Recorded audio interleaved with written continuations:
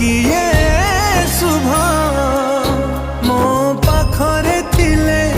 माल मोर हजारे लाभ तो पड़ते अच्छी